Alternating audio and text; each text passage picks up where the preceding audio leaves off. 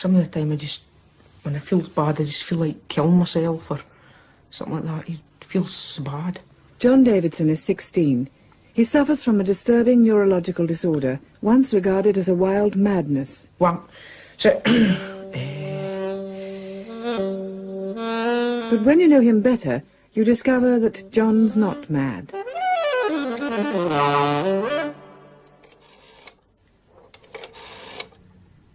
Hello? Could I speak to the duty officer, please? Last year, John's mother called the social services and asked them to warn the police about his disorder. John had sworn at an officer and came close to arrest. About my son, John. My son was approached in the street by a police officer who swore at him because my son had used foul language. My son has Tourette syndrome. Yes, he comes out with quite abusive words. He shouts them. The point is, Tourette's syndrome makes John swear when he doesn't want to. These words, the thoughts come into his head and he just says them. It has made his life, and the life of his family, almost impossible in the close-knit, well-ordered community of Galashiels where they live. No, he won't hurt anybody. Back up! Very slippers. Tourette's syndrome is quite rare and is seldom as intense as John's, varying from small involuntary tics and obsessions to what the scientists call full-blown Tourette's, like this. Back up! I wonder what on earth you were doing, shouting at him like that. But if you didn't know about John, what would you think as he passed you in the street? Hey, back up!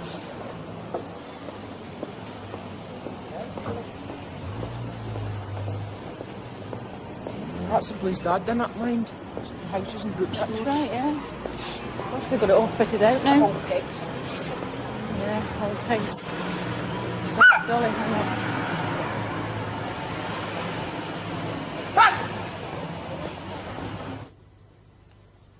It feels like, I think, it's hard to explain. It's when I feel I'm going to say it, I try and stop myself, but it just feels as if I have to say it. It's like somebody's forcing it out of me.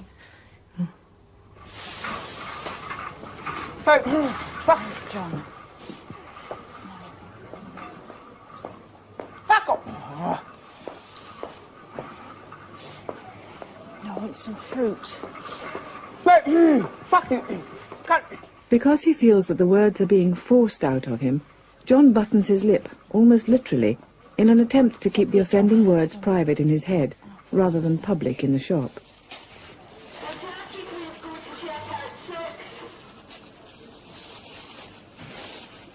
I've got a big bag of potatoes. Cut! Fuck it! Get those waves, will you? It's not always swear words. Sometimes he barks and yelps.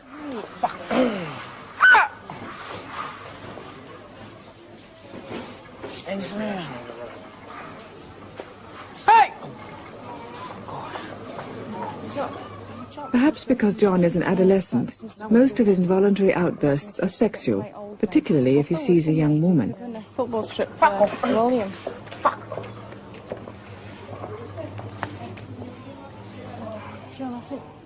None of the specialists investigating this puzzling disease can offer any convincing explanation about why sexual words predominate. Words that shock local people. Look for one without the preservatives in, John. I'll get the right one. What kind of coffee do you want, Mum? Nescafe. I need dog food You need too. dog meat as well. Yeah, I'll get bonus. Yeah, I'll just get the one. It's for carrying it. I'll just take the one. They've moved the coffee. It must be on the other side. Then sometimes the outbursts seem more directed, more focused. Here he tries to stop himself calling his mother a slut. No, Tuesday, I think. We've got it. Slut! Mum, you slut! Kitty cat. Catkin. We'll get catkins. That's only 26. That'll do. Any biscuits for me? No. I'll need a bowl for my bedroom, remember? Is it a big one or a normal one? Will an ordinary one fit? I don't know. Just get a normal one, it should fit. So 60 watt, that should be enough. Yeah.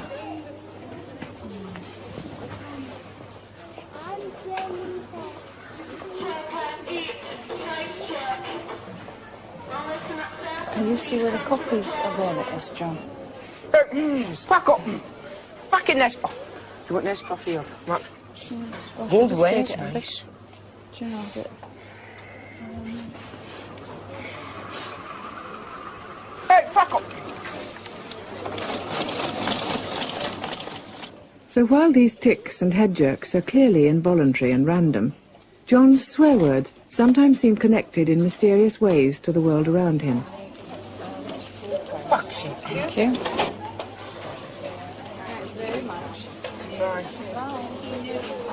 He is both aware of the words and of what they mean, and perhaps more important, what they mean to others.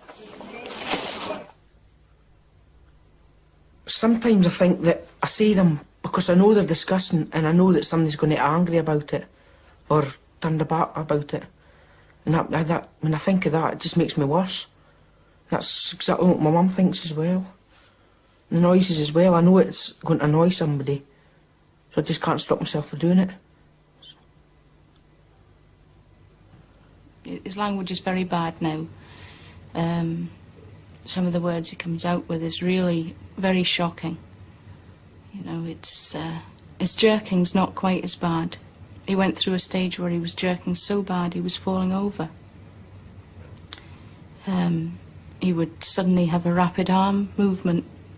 You know, he'd throw his arm to the side and just about knock the person out that was walking next to him. Not deliberate, you know, it was all involuntary. We didn't know that at the time, though. You know, we didn't know what was happening with John at all. In fact, we thought he was going mad. Of course John's not mad. But Galashiels is a town of only 13,000 people. They attend the same schools and churches and go to the same pubs.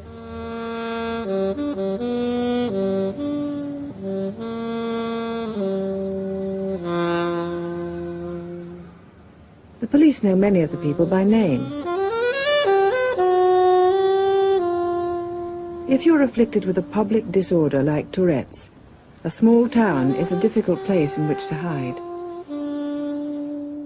I used to walk through the town in Galashiels to get back and forward to college.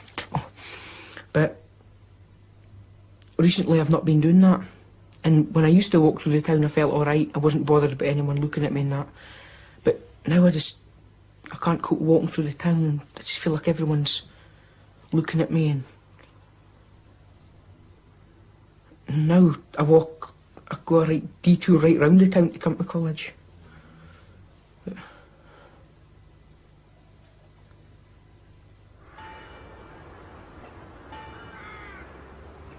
For John, there is a real need to hide and to be alone.